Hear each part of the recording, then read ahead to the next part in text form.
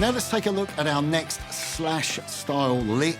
And this lick is based around the A major pentatonic scale. So we're looking at the concept of major pentatonic licks. And you can hear Slash using major pentatonics a lot within his playing.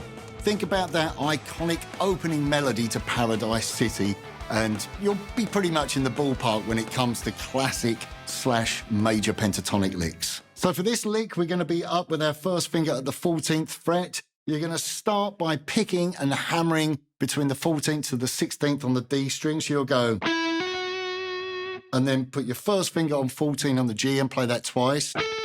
First time cut off. And the second time let the note ring out. So you go da-da-dum, ba. The phrasing is really important of this lick. If you listen to it, if I don't cut that note off, doesn't have the same effect. You know, think a little bit about the length of notes. This is another phrasing tool to get it under your fingers. On to the second half of the lick, and we're going to be bending the 16th fret of the G up a whole tone and then releasing it. So make sure you don't choke that note off. You want to hear the note go up by a whole tone and then back down to its starting pitch. And then we resolve. Okay, now I'm going to play that lick and loop it a few times over the click track.